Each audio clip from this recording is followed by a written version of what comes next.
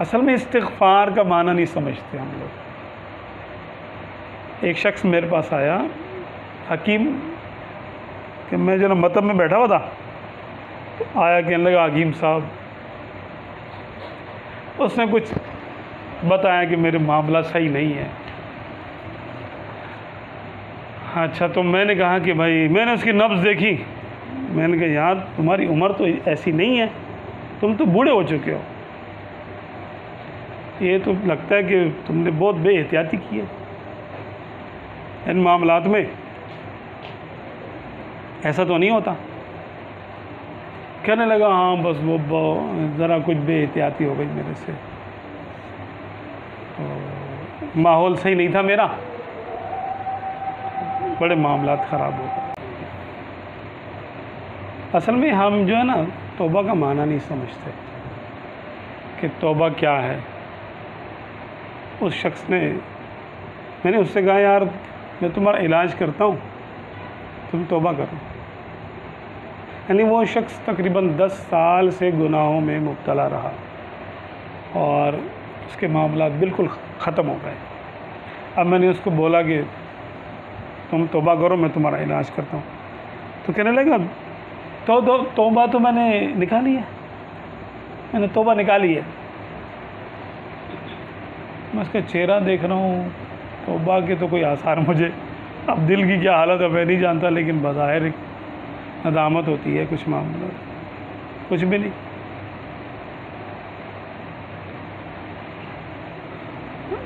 तो खैर फिर उसका इलाज नहीं हो सका।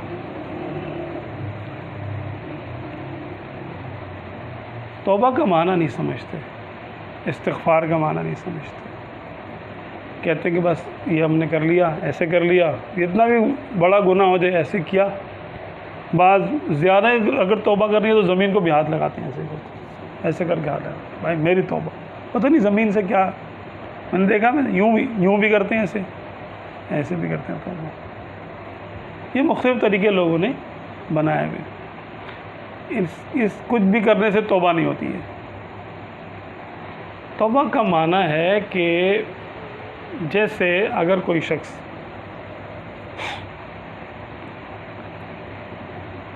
कुफ्र से तौबा करता है ना, तो क्या वो कभी सोचता है कि मैं दोबारा काफिर हो जाऊंगा? नहीं, कभी नहीं सोचता। जो हमारा तजर्बा, बस अब उसने तौबा कर ली तो अब उसकी नस्लों में दीन आ गया, बस वो दोबारा कभी पलट के नहीं देखता।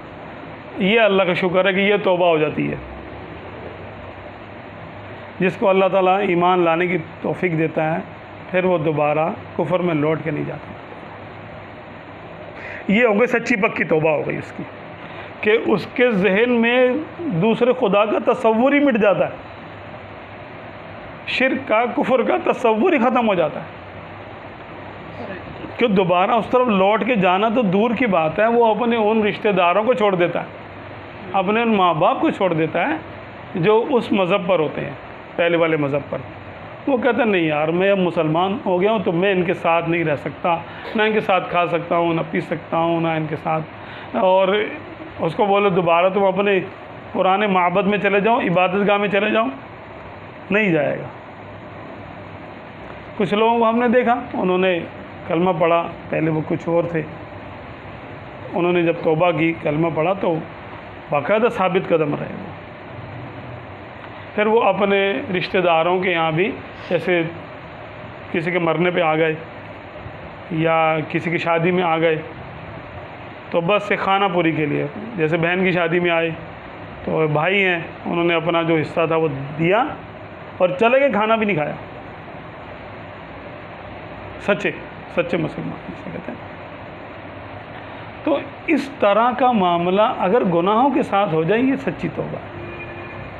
जैसे जो शख्स नमाज नहीं पढ़ता, अब वो नमाज छोड़ने से ऐसी तौबा करे कि फिर उसकी कोई नमाज ना छूटे उसकी। जो शख्स झूठ बोलता था, अब वो झूठ बोलने से तौबा करता है, तो फिर ऐसी तौबा करे कि झूठ को भूल जाए, झूठ क्या होता है, तो सच ही बोले। कोई खातून बेपर्दगी से तौबा करती है, तो आप बेपर्दगी के करीब भी ना जाए, सो भूल जाए, उसका ज़हन ही ना आ रहा है, कि मुझे बेपर्दगी करनी है। अगर कोई शख्स हराम रोज़ी से तौबा करता है तो अब वो पक्का इरादा कर ले कि यानी हराम रोज़ी के करीब जाना तो दूर की बात है, देखूंगा भी नहीं, इस तरफ सोचूंगा भी नहीं। क्योंकि जो रब, जब मैं हराम काम कर रहा था, हराम ज़रिए से रिज़्क़ कमा रहा था, तो वो तब मुझे दे रहा था, नाराज़ था तब भी दे रहा था, तो जब खुश होगा तो नहीं देगा। कैसी अजीब बात है कि शैतान हमें इस पर गौर ही नहीं करने देता कि जो रब हमारे गुनाहों के बावजूद हमें नेमतें दे रहा है, जब हम उसके फर्मा बरदार हो जाएंगे तो क्या वो नाराज़ हो जाएगा? अब नेमत नहीं देगा? झूठ बोलने वाले को देगा, सच बोलने वाले को भूखा मार देगा? ऐसा तो नहीं है। गुनाहगार को, बागी को, तागी को, आसी को दे रहा है, फर्मा बरदार को, मोती को, और बात मानने वाले को नहीं देगा। तो अल्लाह पे भरोसा करके जब गुनाह छोड़ दिया तो छोड़ दे बस। तौबा का माना ही है। फिर अगर बतकाज़े बशरी अहयानन कभी कभार उससे गुनाह हो जाए, अलग बात है।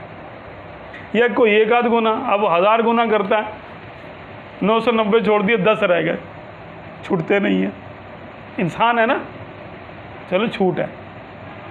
अब ये क्या कि तौबा यूं कर ली और उसके बाद कुछ ना कुछ असर हुआ दिल में, ना कोई तब्दीली आई अंदर पॉजिटिव, ना कोई रूहानियत पैदा हुई, कुछ भी नहीं हुआ, बस एक रस्म अदा हो गई। रस्मी तौबा से कुछ नहीं होता। जैसे काफिर को हुक्म है कि तुम तौबा करो तो कुफर छोड़ दो, पूरे का पूरा छोड़ दो, पूरे के पूरे इस्लाम में दाखिल हो जाओ, हर अकीदा इसका मानो, हर अमल इसका करने की कोशिश करो। इसी तरह गुनाहों से भी तौबा बिल्कुल ऐसे ही है जैसे कुफर से तौबा, कि बंदा उसका नाम भी भूल जाए कि मैं क्या गुनाह करता था पहले। अब लोग तो यहाँ पर आज तौबा करते हैं, शाम को फिर वो गुनाह कर रहे होते हैं। हमारा यही हाल है ना, हम लोग तो ऐसे ही हैं। तो हमें तौबतुन नसूह करने का ख्याल नहीं आता, और अल्लाह तबारक व तआला तौबा पर साबित कदमी उसको अता करता है जो तौबा पर साबित कदमी उससे मांगता है और दिल से चाहता है कि मैं बच जाऊं इस गुनाह से। अल्लाह ताला उसको बचा लेता है। और जो कहे अच्छा ठीक है देखेंगे, कर लिया तो कर लिया, हो गया तो कर लिया, तौबा हो गई तो हो गई, नहीं हुई तो खैर है, अल्लाह माफ़ करने वाला है। भाई अल्लाह तबारक व तआला पे कोई पाबंदी तो डाल नहीं सकता कि तो वो ज़रूर माफ़ करे, या वो कैसे को बख्शे कैसे को ना बख्शे। सिवाय काफिर मुशरिक के उसने हर एक के मोमिनों को उसने बख्शने का चांस है कि वो जिसको चाहेगा बख्श देगा। फयग़फ़िरु मा दून ज़ालिका लिमन यशा। कुफ्र शिर्क से कमतर जो गुनाह होंगे उनमें से जिसको चाहेगा बख्श देगा। तो अब हम किसी को हकीर नहीं जान सकते कि मैं ये गुनाह नहीं करता, वो गुनाह करता है, वो हकीर हो गया, ठीक है, वो अल्लाह बेहतर जानता है। लेकिन बज़ाहिर जो मामलात हैं कि क्या ऐसा हमें करना चाहिए? गुनाहों पे कायम रहते हुए भी तौबा होती है, ऐसा कैसे हो सकता है? यानी एक शख्स है रोज़ हराम की रिश्वत लेता है और रोज़ तौबा करता है और कहता है कि सब लोग ले रहे हैं, मेरी मजबूरी है, क्या करूं? तौबा किए जा रहा, रिश्वत लिए जा रहा, या रिश्वत दिए जा रहा, देना भी तो मसला है। बिला इज़्तिरार और बिला इजाज़त शरई रिश्वत देना भी तो जहन्नम में लेके जाने वाला काम है, हराम है। और राशि और मुर्तशी किलाहुमा फिन्नार। डकैतियाँ कितनी बढ़ गई? क्यों? कि भाई हमें कोई रोज़गार नहीं मिलता। अच्छा टीटी मिल गई, हाँ मोटरसाइकिल मिल गई, दोस्त मिल गया, अच्छा ग्राहक मिल गया, तुम्हें अपना शिकार मिल गया, जान हथेली पे रख के तुम जा रहे हो ना, वो भी मार सकता है तुम्हें, भी मार सकते हो उसको, कातिल बनोगे, डाकू तो बन ही गए। डाकू की नमाज जनाजा नहीं है, अगर दौरान डकैती मर जाए इसकी नमाज जनाजा नहीं है, उसको बस ऐसी।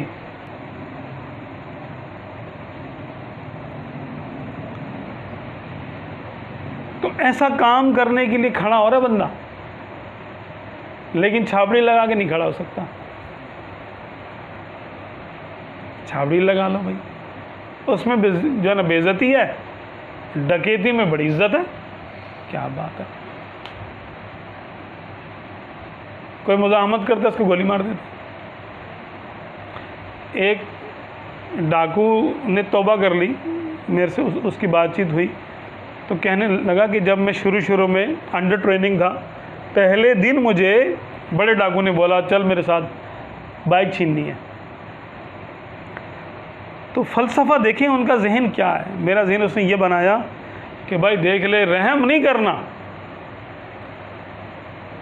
रहम करना है तो अपने बीवी बच्चों पे कर ले, देख वो भूखे मरेंगे।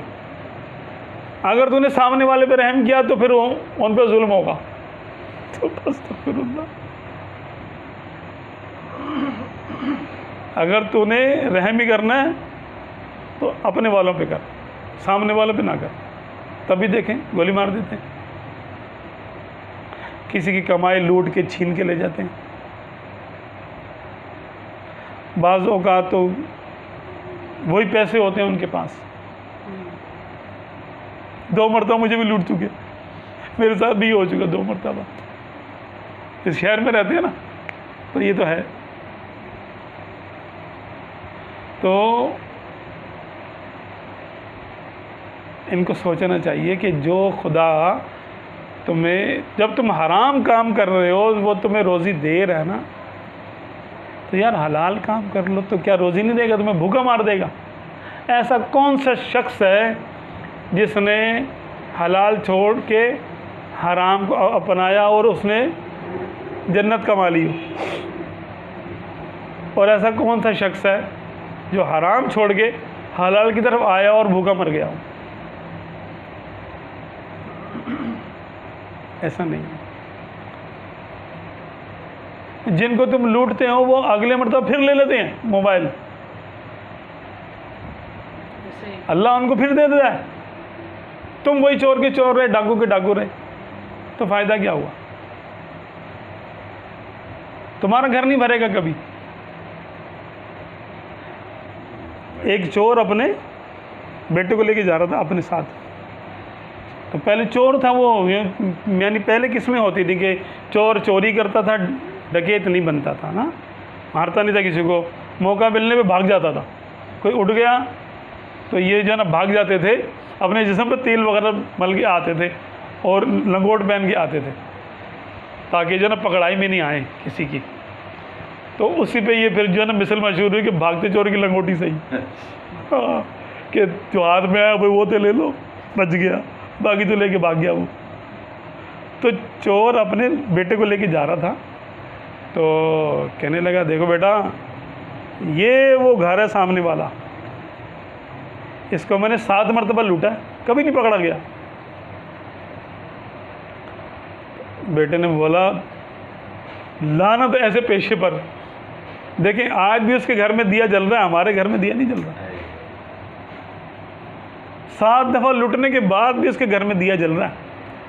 इत्मीनान से बैठा हुआ है वो, सुकून से बैठा हुआ है अपने भी बच्चों के साथ। हम रात में ख्वार हो रहे हैं, जान हथेली पे लेके जा रहे हैं, इज़्ज़त नहीं ज़िल्लत हमारे गले पड़ी हुई है, पुलिस वाले पकड़ लें, ये करें वो करें। हाँ, लोग कुछ मामलात में खौफ में रहते हैं कि यार ये कर लेंगे। रिश्वत क्यों नहीं छोड़ते लोग? इसलिए नहीं छोड़ते यार नहीं लेंगे तो गुजारा कैसे होगा। ज़रा अपने इर्द गिर्द देखें, कुछ लोग उनको मिलेंगे ऐसे जो रिश्वत नहीं लेते, अल्लाह ताला ने उनका भी गुजारा कर दिया।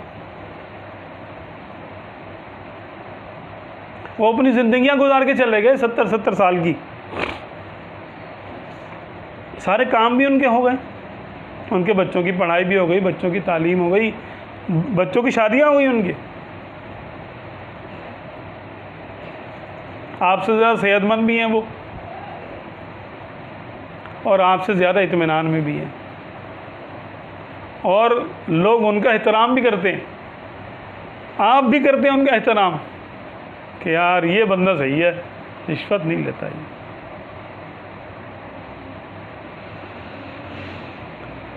तो भाई सीधे रास्ते पे चलने से किसने रोका है? सिर्फ नफ्स की ख्वाहिश ने कि सब कुछ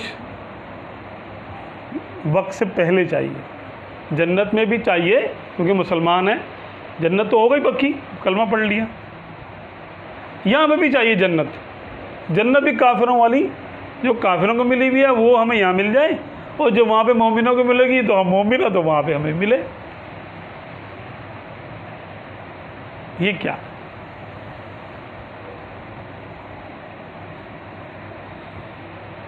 जो लोग मनशियात का काम करते हैं, जो लोग गुनाह का काम करते हैं, अगवा बच्चे अगवा करके ले जाते हैं यार, लोगों के बेच देते हैं,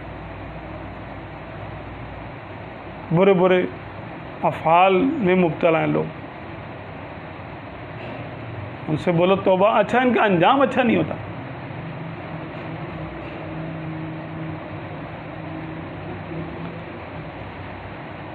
तो अपने अंजाम को सोचना चाहिए। और तौबा का मकसद क्या है? तौबा क्या है कि बंदा उस गुनाह के फिर करीब ना जाए, जहाँ तक हो सके बंद बनाए, तब अल्लाह तबारक व तआला की रहमत और बरकत उसकी तरफ मुतवज्जी होगी। फिर वो बंदा, उसको औलाद भी होगी, माल भी मिलेगा, बेटे भी मिलेंगे, हर तरह की नेमत और बरकतें भी मिलेंगी उसको। दुनिया भूखी रहे, इसको माल मिलेगा, इसको रिस्क मिलेगा, इसकी औलादें होंगी, ये भरा पूरा रहेगा ये। तो महंगाई का हल तो तौबा है। तौबा या तौबा के लिए अल्फाज ज़रूरी हैं या दिल से शर्मिंदा हो जाए, या अल्फाज भी कहे तो अच्छा है? नहीं देखे, यानी असल तौबा तो दिल की तौबा है, दिल की तौबा। क्योंकि बंदे और रब का मामला है, तो वो दिलों के हाल जानता है। हाँ, दिल के यानी जज्बात को बेहतर है कि वो मुंह से कह दे एतराफ़ जुर्म कर ले, और तौबा भी अपनी रिकॉर्ड करा दे ताकि फ़रिश्ते भी लिख ले कि इसने तौबा की है, गवाह हो जाए इस पर। और अगर किसी पर जुल्म किया है हुकूकुल इबाद में से, तो उससे माफ़ी मांगे, उसका नुकसान पूरा करे, और फिर अल्लाह ताला से भी साथ में माफ़ी मांगे, क्योंकि जो अल्लाह का हक़ है तो अल्लाह ही का है, खाली बंदे का नहीं है। लेकिन जो बंदे का हक़ है वो अल्लाह का भी हक़ है, क्योंकि अल्लाह ताला ने बंदे को हक़ दिया।